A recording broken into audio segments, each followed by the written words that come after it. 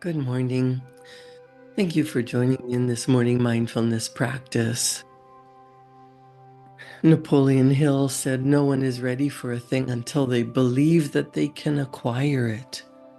The state of mind must be belief and not mere hope or wish. There's a difference between wishing for something and being ready to receive it.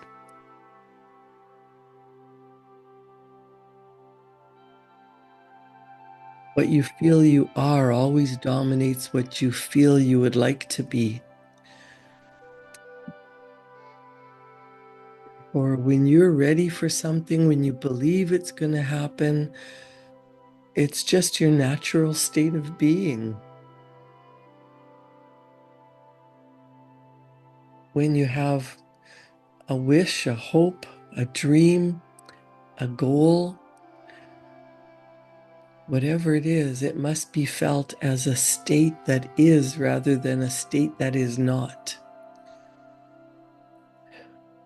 When you know something, when you believe it to be true, it becomes your experience. It is your life. You don't have to fake it until you make it. You don't have to pretend. But until you are ready to receive, it's important to practice getting into the state of being that which you wish often and staying there often.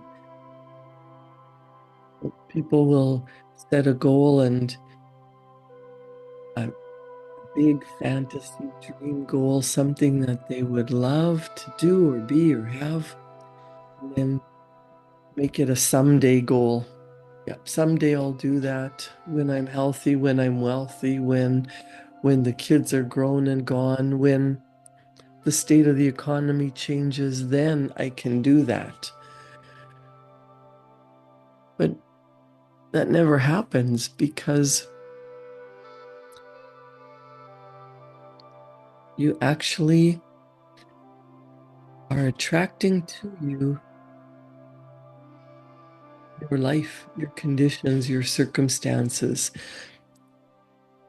When you take responsibility for the way you're feeling, take responsibility for your thoughts, take responsibility for everything that has happened to you, good, bad, or indifferent.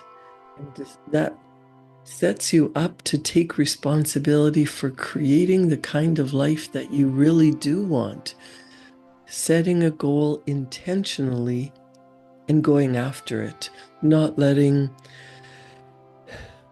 the storms or the winds of fortune blow you around, actually deciding where you're going, feeling what it would be like to be there, and then creating a plan or a strategy.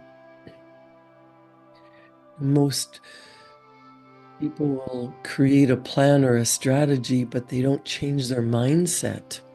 And without a change in your thinking, it doesn't matter how many plans or strategies you create, life doesn't really change because your behavior only changes temporarily until you get into the mindset of what do you truly desire and what does it take to be there. Our belief system is based upon our evaluation of something, and frequently, if we reevaluate situations, our belief about those situations will change. You will never go beyond where you believe you can go. But we have belief on two levels. We have belief in our educated mind based on logic, based on what we see and the information that we gather. Then we have belief on a very deep level, on a subconscious level, belief that controls our behavior and is part of our paradigm. Our paradigm is a multitude of habits It's the way we habitually think, feel, and act. And it's deeply rooted on a conscious level, on a logical level. We can think, this is what I'm going to do. I can decide this is what I want, and yep, I can do that. However, you must believe at a deep level, from deep in your psyche, from your subconscious mind, which is 95% of who you are and what you do. But it's the invisible part of you. The truth is, you can do anything, but you've got to believe it. Without belief, it's not going to happen. The thoughts that we internalize set up a vibration. Every cell of our being vibrates. Everything is energy, including your body, your thoughts, whatever you want to happen in your life. It's the vibration that causes action, and action causes a reaction. And it's the action that you take and the reaction from the universe that creates results.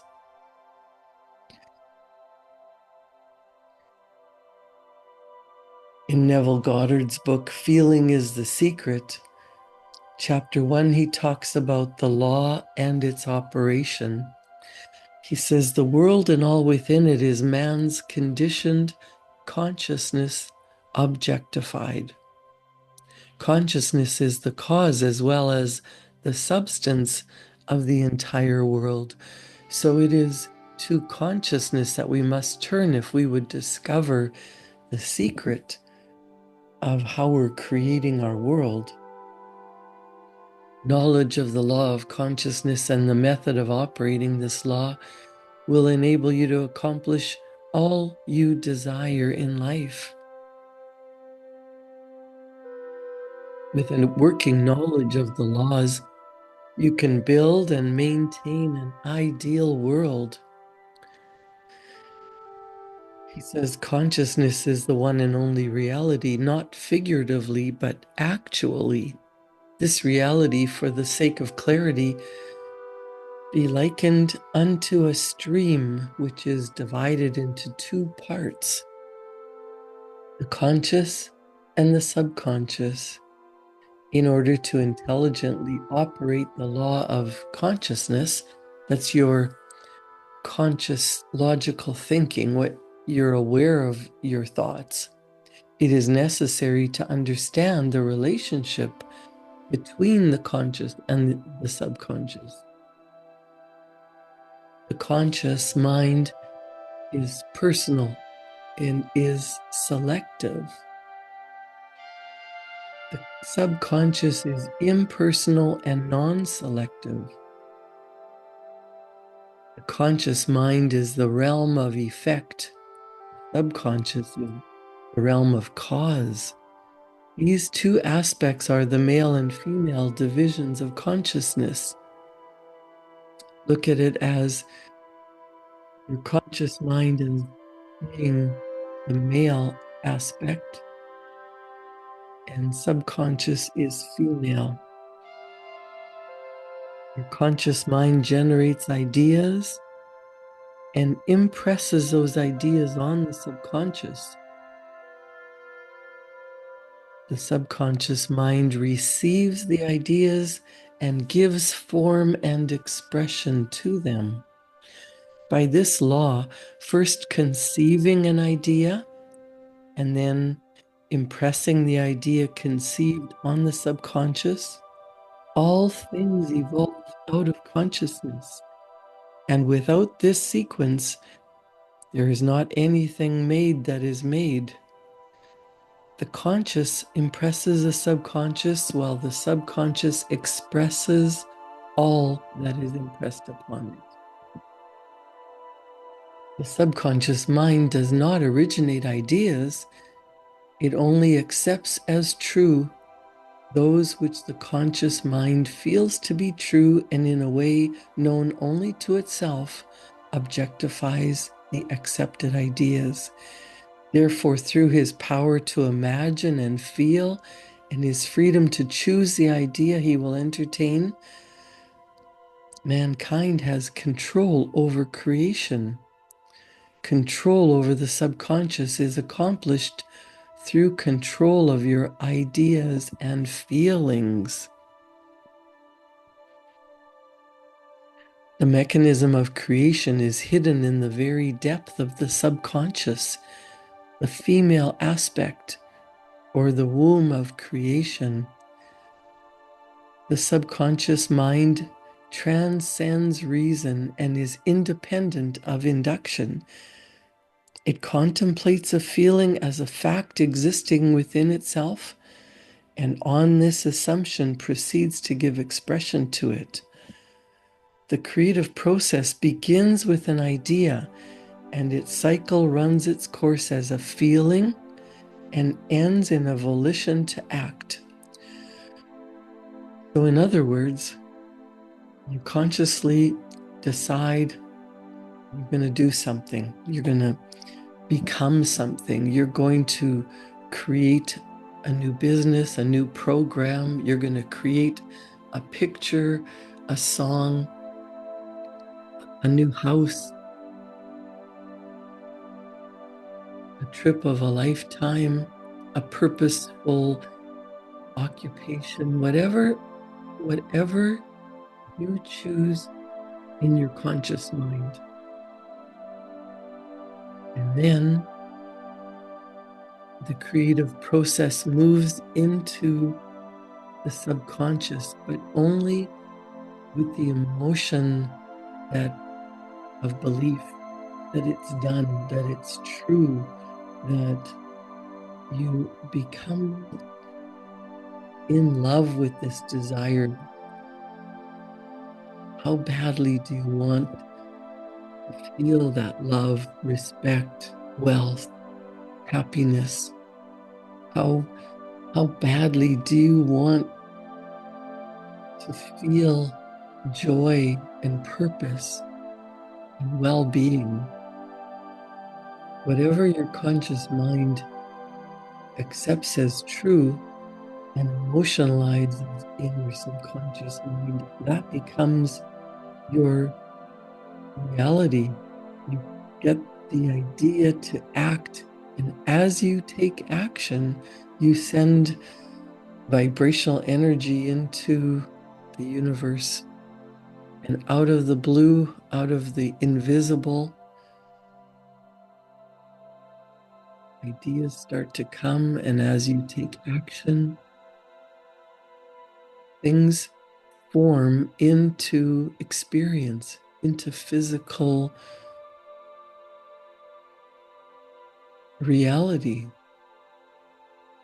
The trip that you take, the work that you've created, the home that you've made, the piece of art, the piece of music, how you've decorated your house, the car that you've purchased, whatever it is now your life, your experience, your physical reality. What you think, what you emotionalize and take action on turns into how you've created your life. We are always co-creating our life with the universal mind, with God, with the higher self, with infinite intelligence. So whatever ideas you have, no matter how crazy or big and bold you think they might be, when you impress them on the subconscious mind through getting emotionally involved through the medium of feeling, that's the path that you're taking, good or bad. When you emotionalize something, when you get so intensely emotionally involved, it could be with anxiety, fear, doubt, and worry.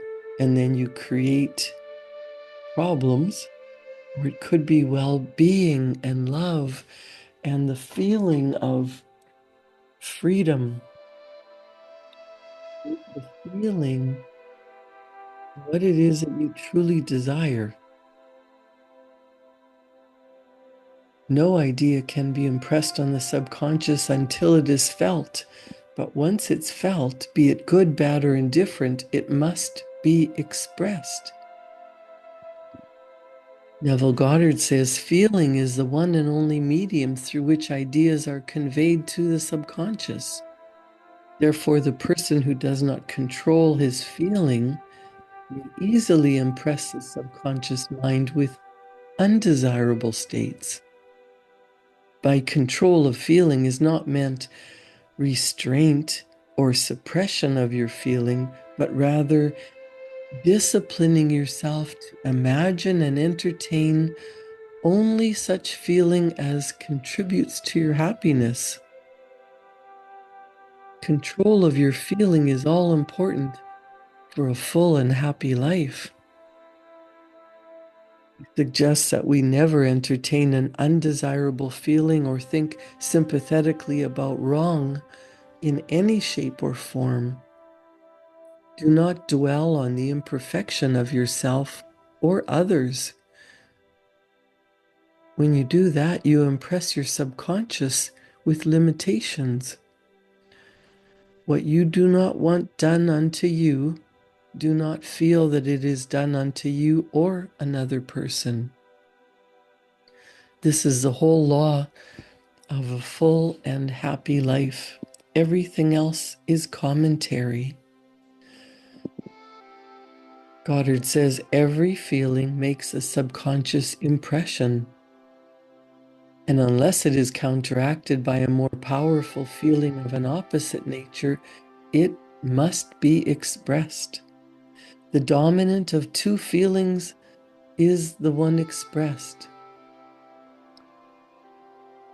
I am healthy. The stronger feeling than I will be healthy. To feel I will be is to confess I am not. I am is stronger than I am not. What you feel you are always dominates what you feel you would like to be. Therefore, to be realized, the wish must be felt as a state that is, rather than a state that is not. Sensation precedes manifestation and is the foundation upon which all manifestation rests. Be careful of your moods and feelings, for there is an unbroken connection between your feelings and your visible world. Your body is an emotional filter, and it bears the unmistakable marks of your prevalent emotions. Emotional disturbances, especially suppressed emotions, are the causes of all disease. To feel intensely about a wrong without it voicing or expressing that idea, that feeling is the beginning of disease, dis-ease in both body and environment. Do not entertain the feeling of regret or failure, for frustration or detachment from your objective results in disease. Neville Goddard says, think feelingly only of the state you desire to realize. Feeling the reality of the state sought and living and acting on that conviction is the way of all seeming miracles. All changes of expression are brought about through a change of feeling. A change of feeling is a change of destiny. All creation occurs in the domain of the subconscious. Remember, the subconscious is the emotional mind. The subconscious is the 95% of your being. What you must acquire then is a reflective control of the operation of the subconscious, that is, control of your ideas, and feelings. Chance or accident is not responsible for the things that happen to you, nor is predestined fate the author of your fortune or misfortune. Your subconscious impressions determine the conditions of your world. The subconscious mind is not selective, it is impersonal and no respecter of persons. The subconscious is not concerned with the truth or falsity of your feeling. It always accepts as true that which you feel to be true. Feeling is the assent of the subconscious to the truth of that which is declared to be true. Because of this quality of the subconscious, there is nothing impossible to mankind. Whatever the mind of man can conceive and feel as true, the subconscious can and must objectify. Your feelings create the pattern from which your world is fashioned, and a change of feeling is a change of pattern. I love that. A change of feeling is a change of pattern. What can you decide that you're going to go for that you know will bring you joy and health and wealth? When you get into the feeling of well-being, when you allow your body to relax and take the time to dream about a future that you want as your reality, and then get into the feeling that will be yours when it's yours, you magnetize yourself, and that future becomes your present. So let's take a deep breath in and let that go. Relax your body, relax your mind. Allow yourself to let go of any feelings that are holding you back from creating the wealth, the joy, the love, the respect, the peace, whatever it is that you want to be living, whatever condition or circumstance you prefer. Why do you want it? Because you believe if you were living in that circumstance, if you were that healthy, that wealthy, that loved, that respected, everything's going your way, how wonderful life would be. You wouldn't have any worries or cares. You would be living purposefully, intentionally, joyfully, enjoying your life. Well, you have to embody that before it becomes your life. What would it feel like to be living the way you want to be living? Relax into that feeling as if you're already there. Take a deep breath in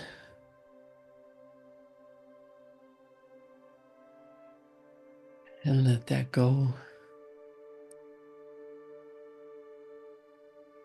Empower yourself with the feeling as if you're already healthy, wealthy, at ease. You already have whatever it is that you desire. Feel attached to it.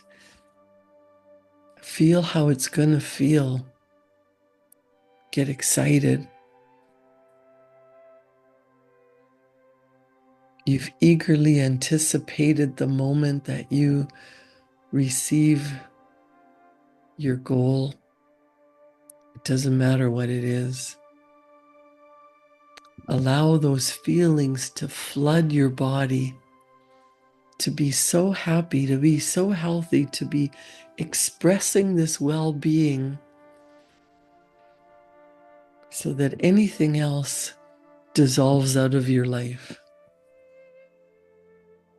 As you become so physically feeling that emotion of what you really want, it's here now.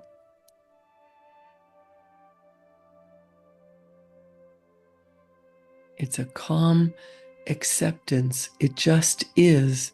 It is the new state from which you're living your life.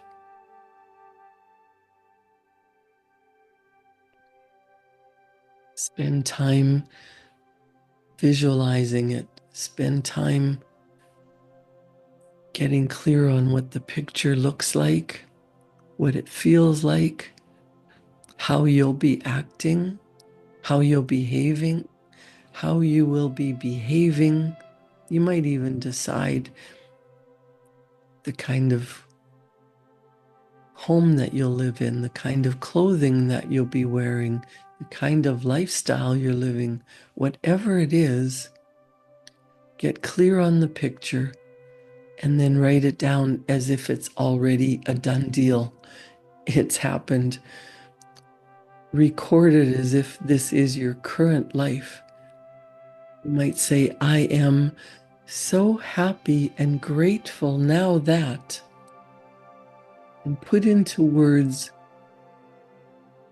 your deepest desires, no matter how big you think they are, because when you believe that you are worthy of receiving, when you have the self-image that you are that, you're getting into the feeling that it's true. You're integrating your belief with your behavior. Now, what you're thinking, you're controlling your thoughts. You're emotionally involved with how wonderful life is. And then you take action on any inspired ideas that come to you. Your whole life changes. Your whole world becomes what you believe.